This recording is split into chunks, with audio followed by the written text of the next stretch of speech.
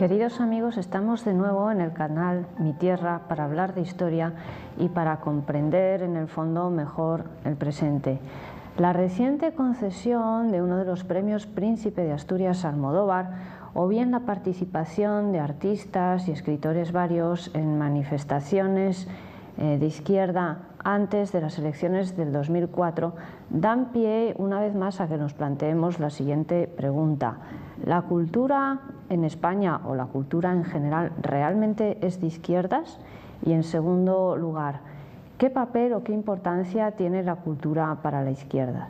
Vamos a empezar respondiendo a esta última pregunta para ver cuáles han sido los antecedentes históricos del planteamiento de una política cultural por parte de las izquierdas, y terminaremos con el análisis de un caso práctico centrado en la historia cultural española. Empecemos, por tanto, por los antecedentes más remotos, es decir, por la Revolución Soviética.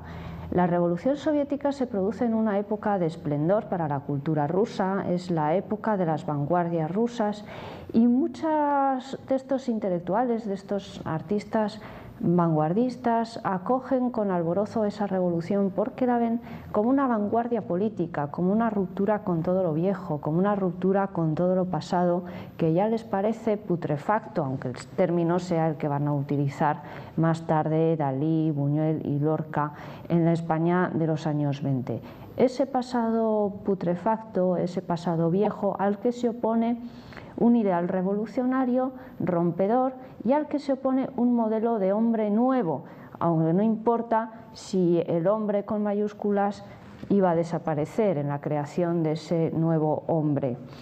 Por tanto, muchos de estos intelectuales o artistas vanguardistas en un principio colaboran en las misiones de agitprop, que es una palabra que significa agitación y propaganda, y consiste en grupos que van representando por las aldeas en camionetas pues obras teatrales, o van proyectando películas como El acorazado Potemkin, que ya se hace famoso en aquella época, con el fin de adoctrinar políticamente a esas masas rurales o bien de la periferia urbana de la recién creada Unión Soviética, y al mismo tiempo tenían otro fin, que era detectar cualquier síntoma de disidencia. Pues bien, estos intelectuales o artistas de vanguardia, que habían acogido con tanto alborozo el advenimiento de la revolución, pronto se ven situados en el terreno contrario, en el terreno del enemigo. Esa luna de miel termina ya en los años 20, es decir, muy prontito, por una serie de causas bastante claras. Las vanguardias son un arte minoritario. La masa no entiende un cuadro vanguardista, no entiende una obra de teatro vanguardista, no entiende una película o una poesía vanguardista. Y además los artistas son elementos potencialmente peligrosos. La libertad de creación es una manifestación de la libertad, y la libertad es algo que está prohibido en un régimen totalitario como el que aparece en la Unión Soviética. Además, las doctrinas marxistas no permiten la libertad de pensamiento. Por lo tanto, los intelectuales y los artistas se convierten en elementos sospechosos y en enemigos, si no reales, al menos potenciales del pueblo, es decir, enemigos del partido, porque si no se oponen, se pueden oponer, y por su misma función, por su misma idiosincrasia, pueden pensar y pueden pasar a la oposición. Así que después de la Iglesia, después de la burguesía, después de los campesinos que ocultan parte de las cosechas para que no se las confisquen y no se mueran de hambre, los intelectuales se pasan a ser enemigos del pueblo, y muchos acaban fusilados o en Siberia o muertos de hambre. No todos. Muchos se pliegan a los dictados, a las nuevas políticas culturales dictadas por Lenin y después por Stalin. ¿Cuál es esta nueva estética cultural? El realismo socialista. Hay que presentar a las masas un arte, una estética que entiendan, una estética de corte realista, que además es el lenguaje más apropiado para el adoctrinamiento, la inoculación de todo el ideal revolucionario y la inoculación de una serie de consignas que va dictando el partido cada año y que hay que cumplir.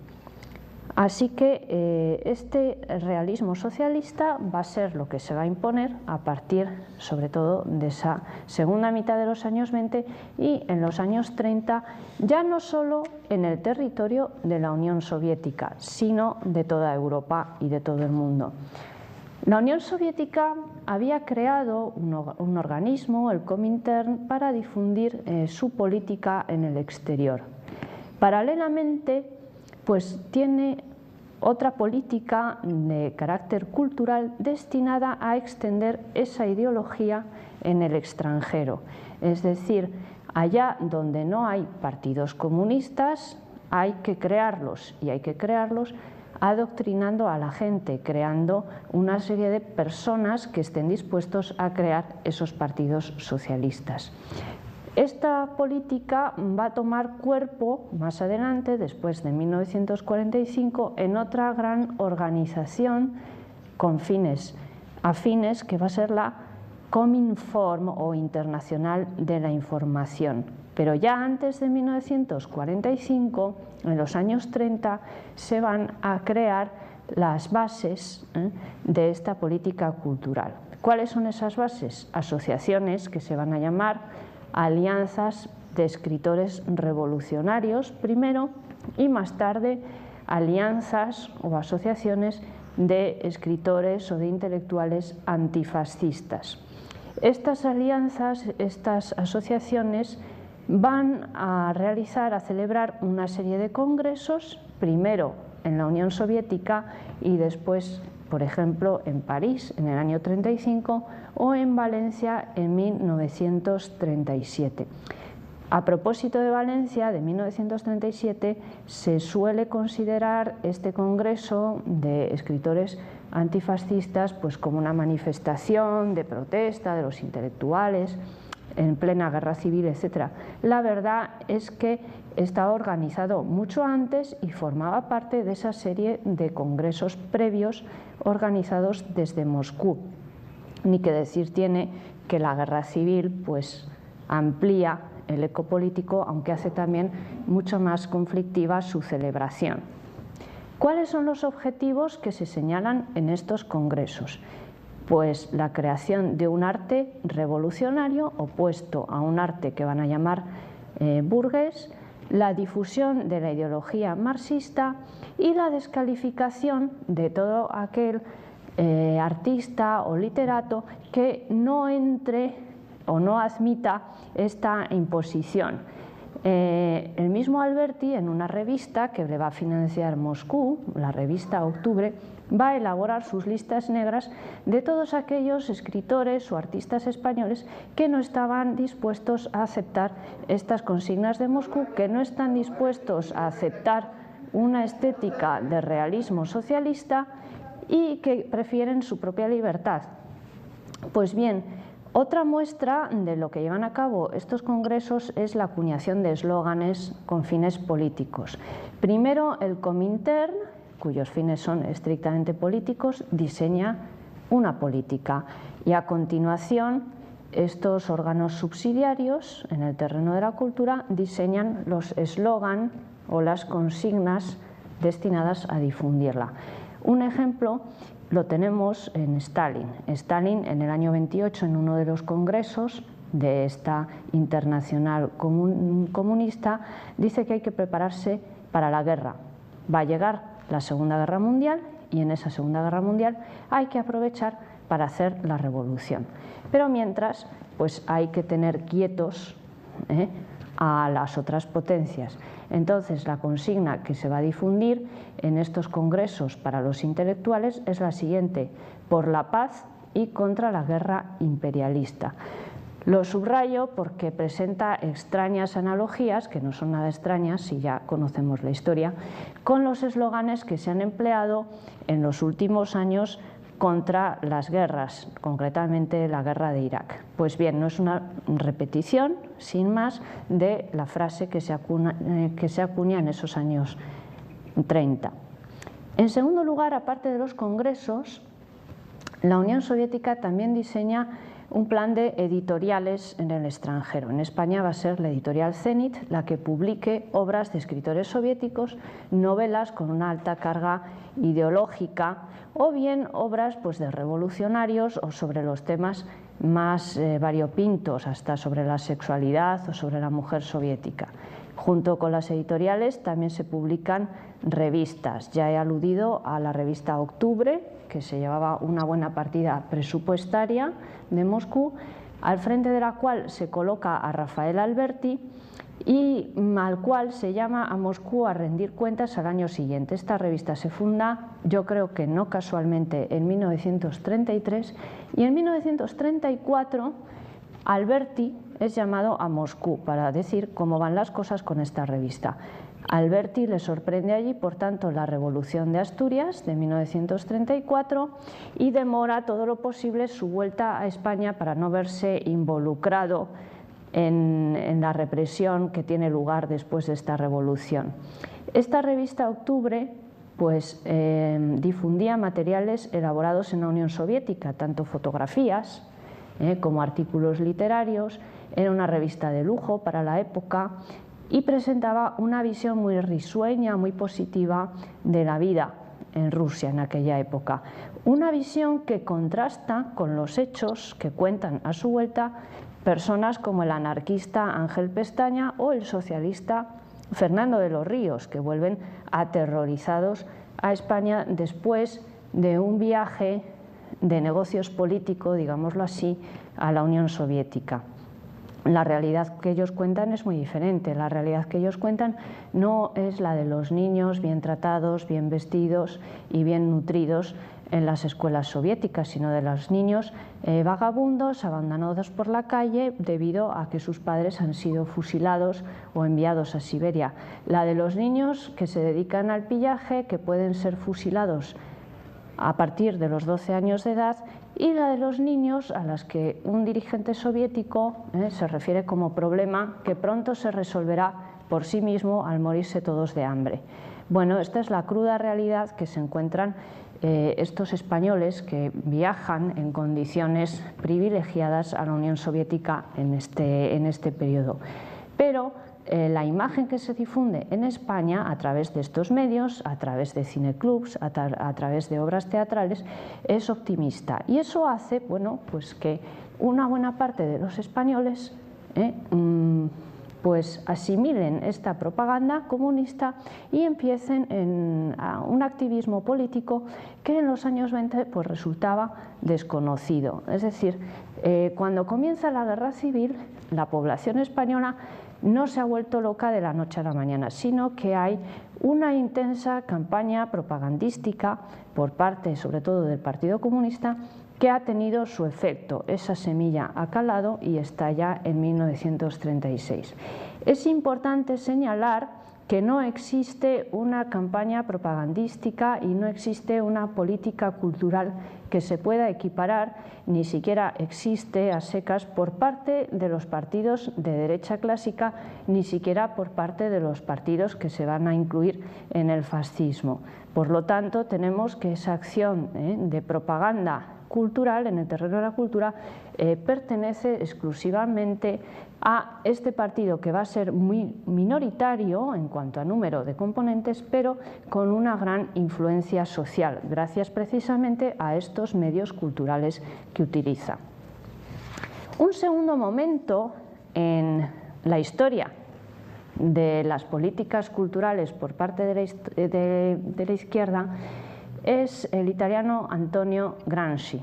Ya después de la Guerra Mundial, Gramsci se plantea, se propone pues como una alternativa al marxismo clásico, pero en realidad no hace sino continuar esa tradición de propaganda, esa tradición de política cultural orientada que habían iniciado sus precursores en la Unión Soviética.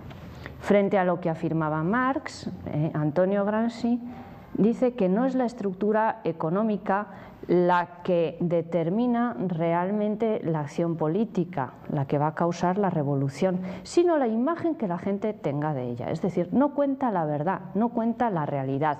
Lo que cuenta, una vez más, es la interpretación, lo que cuenta es la visión, lo subjetivo, lo que cuenta es la manipulación.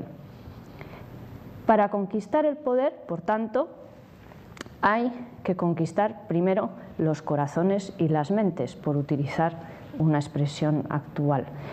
Esta sociedad civil ya captada es la que puede aupar al poder a estos líderes políticos de ese partido. ¿Cómo se puede hacer esto? ¿Cómo se puede convencer a la gente? ¿Cuáles son los campos de actuación en los que hay que operar? Ofreciendo una cultura, pero ¿qué cultura? No una alta cultura propia de minorías, de estudiosos, de artistas de élite, sino una cultura de masas. Estamos ya en la sociedad de consumo, estamos ya en la sociedad de masas y el objetivo, en definitiva, es obtener el mayor número de votos posibles. Así que se elabora una cultura para el consumo masivo con unas consecuencias políticas inmediatas. Para ello, en primer lugar, se usan medios de gran difusión, la prensa, en un tono siempre divulgativo, los artículos referentes a temas culturales, la celebración de exposiciones, de centenarios, los foros en Internet, esto es mucho más reciente, el cine. ¿Cuántas películas se han producido en España en los últimos años sobre la República o sobre la Guerra Civil o sobre la etapa del franquismo, todos con una misma visión? O aunque no venga a cuento, en el caso de mezcla de ficción con pseudohistoria. La proliferación de libros, pero libros en un tono muy light, los libros de memoria histórica. ¿Qué es lo que caracteriza, por ejemplo, estos libros? Pues el predominio de la anécdota personal. Son las historias del abuelo, las historias de la abuela, en un tono eminentemente subjetivo, sentimental, igual que las telenovelas. Lo que se procura es captar la sintonía sentimental del público, mover emocionalmente, no racionalmente. Entonces, ese tono sentimental frente al dato objetivo hace que al final tengamos que la memoria personal se convierta en una memoria total.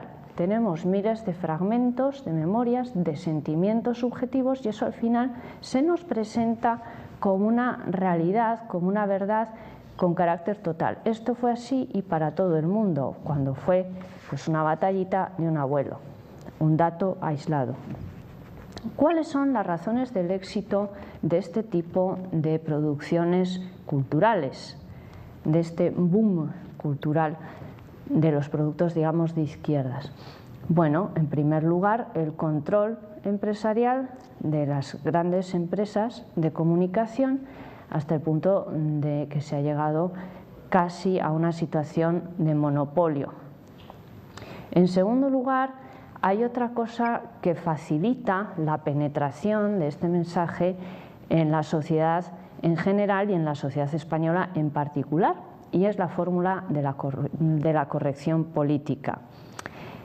La pasividad y la falta de reacción del campo contrario, de personas, de grupos, de partidos que no comparten esa ideología de izquierdas, permite la recalificación de terrenos culturales y políticos. Es decir, yo no estoy de acuerdo con esta visión que se me presenta, pero no lo digo por no parecer políticamente incorrecto. Entonces, esa especie de timidez, de pasividad, pues hace que al final masivamente se acepte, aunque en el fondo no sea así, esta serie de producciones.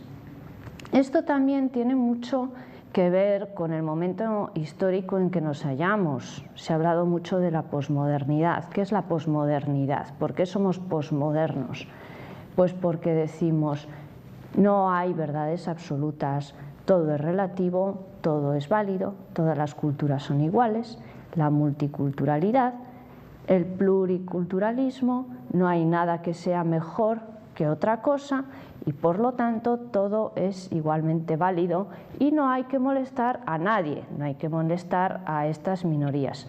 Esto no es cierto absolutamente, porque este discurso políticamente correcto no considera que todos sean iguales, al contrario, siempre nos está favoreciendo a determinados grupos que, mira por dónde, coinciden con los mismos que presentaba esa vieja propaganda, esa vieja ideología marxista, los obreros, los oprimidos, el tercer mundo, la mujer, etc. Grupos, dicho sea de paso, que muchas veces eran los que experimentaban de forma más dura en sus propias carnes la represión en estos tipos de regímenes.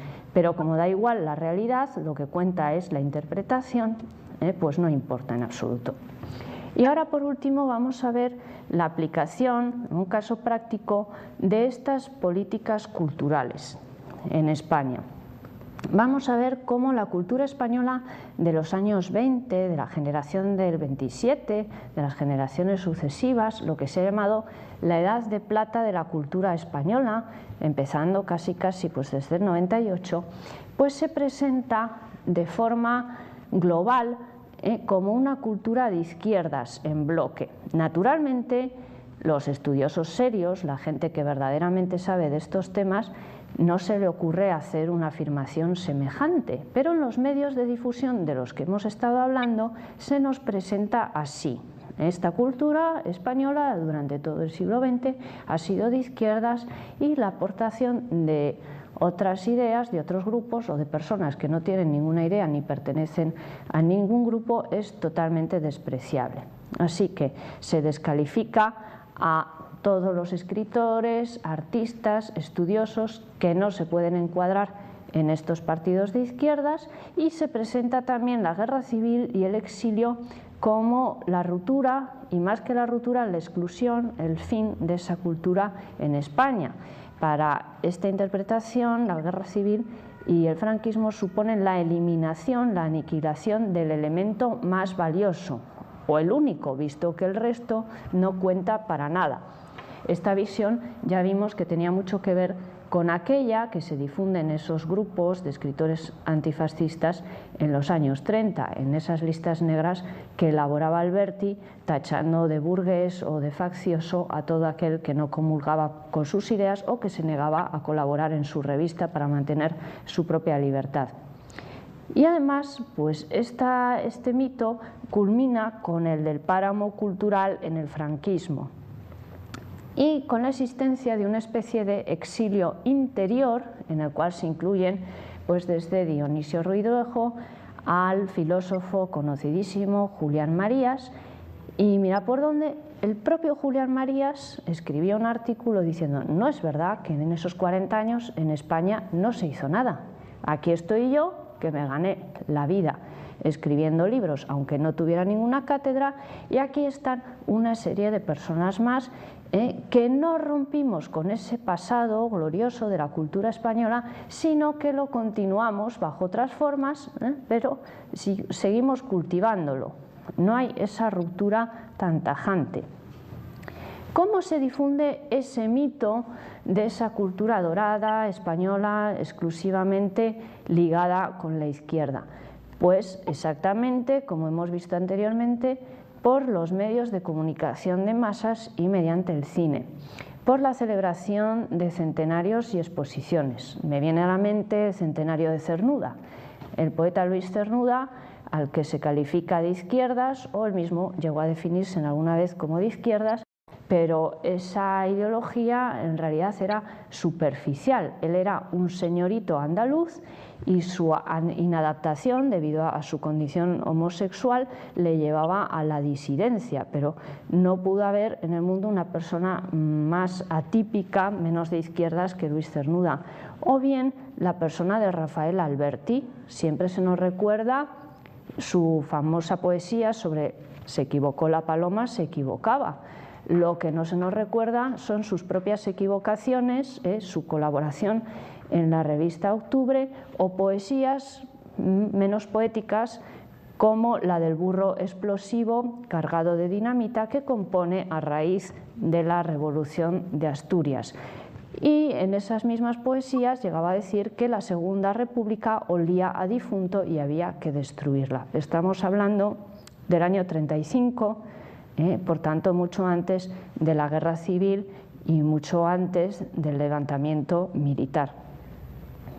Al mismo tiempo se descalifican las voces críticas de la propia izquierda. Tenemos a George Orwell, que presencia los acontecimientos que tienen lugar en Cataluña durante la Guerra Civil, como el Partido Comunista aniquila textualmente a los anarquistas y a otros grupos marxistas como el POUM, etc. Tenemos a Julián Gorkin, que era uno de estos dirigentes de unos pequeños partidos en Cataluña que son totalmente aniquilados. Pues bien, sistemáticamente se silencia su testimonio, menos naturalmente por parte de aquellos sectores afectados. Hoy en día los pocos anarquistas que quedan en España o los pocos herederos de estos partidos más o menos trotskistas mantienen viva la memoria de estos disidentes, de estos críticos con esa actuación del Partido Comunista. Naturalmente también se produce la apropiación o captación de intelectuales que no pertenecen al propio campo. Como no tenemos suficientes, o más bien todos los que tengamos son pocos y además en algún momento pues nos pueden salir ranas, como por ejemplo Alberti, si se descubre esta poesía suya del burro explosivo y otras cosas de semejante tenor, pues vamos a apropiarnos más intelectuales, aunque no tengan nada que ver con la izquierda ni sean marxistas, e incluso aunque vivan en España, en la España de Franco. Tal es el caso del pobre don Dámaso Alonso, que llegó a ser presidente de la Real Academia Española y que, tratando exclusivamente en sus poesías de la soledad humana, de la angustia existencial que se produce después de una guerra, no ya de la Guerra Civil Española, sino de la Guerra Mundial, es el periodo del existencialismo en todo el mundo, pues ve su obra adjudicada a la defensa de las masas y la defensa del pueblo, o el mismo Vicente Aleixandre, que tenía el mismo tipo de preocupaciones. ¿Cuáles son las conclusiones que podemos sacar de esta política cultural de la izquierda o del papel de la izquierda en la cultura, como lo queramos ver? Pues que la cultura no es de derechas ni es de izquierdas, o es cultura o no es nada. Una cultura subordinada a una ideología ya no es cultura, es propaganda. Es por tanto necesario conocer cuáles son los mecanismos por los que funciona esta manipulación. Es necesario conocer los fines de esta manipulación. Y frente a una visión partidista de nuestra cultura y de nuestra historia, tenemos que recuperarla en su totalidad. España tenemos que comprender que está dentro de esas grandes corrientes de la cultura occidental, que existe siempre por debajo de esas fracturas y de esos traumas una continuidad de fondo y que no debemos permitir que la manipulación y una falsa cultura, que en el fondo, como he dicho, es propaganda, nos priven de este grandísimo patrimonio que tenemos. Por eso agradezco de nuevo a Mi Tierra Televisión por ayudar a difundirlo y a defenderlo. Muchas gracias.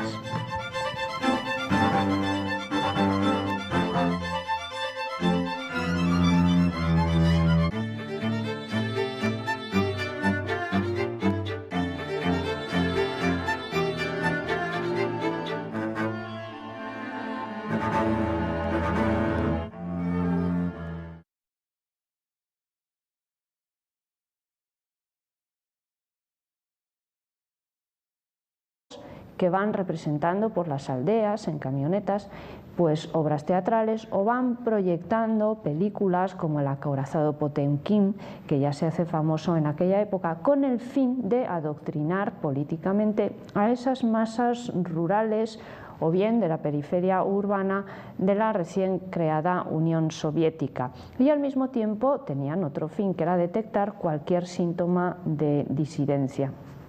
Pues bien, Estos intelectuales o artistas de vanguardia que habían acogido con tanto alborozo el advenimiento de la revolución, pronto se ven situados en el terreno contrario, en el terreno del enemigo. Esa luna de miel termina ya en los años 20, es decir, muy prontito, por una serie de causas bastante claras. Las vanguardias son un arte minoritario. La masa no entiende un cuadro vanguardista, no entiende una obra de teatro vanguardista, y muchos de estos intelectuales, de estos artistas vanguardistas, acogen con alborozo esa revolución porque la ven como una vanguardia política, como una ruptura con todo lo viejo, como una ruptura con todo lo pasado, que ya les parece putrefacto, aunque el término sea el que van a utilizar más tarde Dalí, Buñuel y Lorca en la España de los años 20. Ese pasado putrefacto, ese pasado viejo al que se opone un ideal revolucionario, rompedor, y al que se opone un modelo de hombre nuevo, aunque no importa si el hombre con mayúsculas iba a desaparecer en la creación de ese nuevo hombre. Por tanto, muchos de estos intelectuales o artistas vanguardistas en un principio colaboran en las misiones de agitprop, que es una palabra que significa agitación y propaganda y consiste en grupos que no entiende una película o una poesía vanguardista. Y además los artistas son elementos potencialmente peligrosos. La libertad de creación es una manifestación de la libertad, y la libertad es algo que está prohibido en un régimen totalitario como el que aparece en la Unión Soviética. Además, las doctrinas marxistas no permiten la libertad de pensamiento. Por lo tanto, los intelectuales y los artistas se convierten en elementos sospechosos y en enemigos, si no reales, al menos potenciales del pueblo, es decir, enemigos del partido, porque si no se oponen, se pueden oponer y por su misma función, por su misma idiosincrasia, pueden pensar y pueden pasar a la oposición. Así que después de la Iglesia, después de la burguesía, después de los campesinos que ocultan parte de las cosechas para que no se las confisquen y no se mueran de hambre,